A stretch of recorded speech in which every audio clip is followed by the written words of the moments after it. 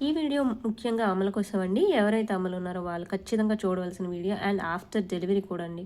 After delivery 1 year అయిన తర్వాత మనం హెచ్‌బీ కంపల్సరీ చెక్ చేసుకోవాలి. అండ్ అమ్మలు కూడా HB and ferritin test. Ferritin test ఎందుకంటే బాడీలో ఐరన్ స్టోరేజ్ ఎంత ఉందో మనకు తెలుస్తుందండి. హెచ్‌బీ లెవెల్స్ కూడా ఎలా ఉన్నాయి ఏంటని కంపల్సరీ ఇయర్లీ వన్స్ అయినా చెక్ చేసుకోవాలి. అసలు మనకి హెచ్‌బీ తగ్గిందా లేదా అని మనకి తెలిసిపోతుందండి.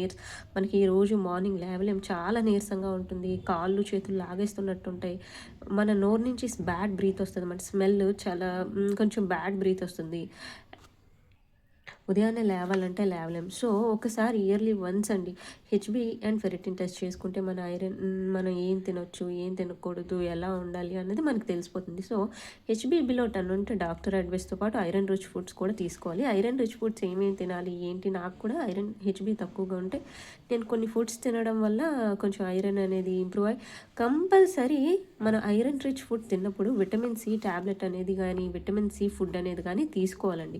అప్పుడే ఐరన్ అనేది మన బాడీకి బాగా అబ్జర్బ్ అయ్యి మన హెచ్‌బీ లెవెల్ అనేది పెరుగుతుందనమాట. ఆ ఫుడ్స్ ఏంటి ఇప్పుడు తెలుసుకుందామా? ఫుడ్స్ అన్నిటి వల్ల ఐరన్ పెరుగుతుందండి, హెచ్‌బీ పెరుగుతుంది. ఐరన్ పెరిగినప్పుడు కంటిన్యూగా హెచ్‌బీ అనేది పెరుగుతుందనమాట. సో ఈ ఫుడ్స్ అన్నీ కంపల్సరీ మన డైలీ డైట్లో తినాలి. ఆకుకూరలు, గోంగూర, పాలకూర కూడా యాడ్ చేసుకోవాలండి. ఇటువంటి వీడియోస్ కోసం మన ఛానల్ ఫాలో అవుతూ ఉండండి.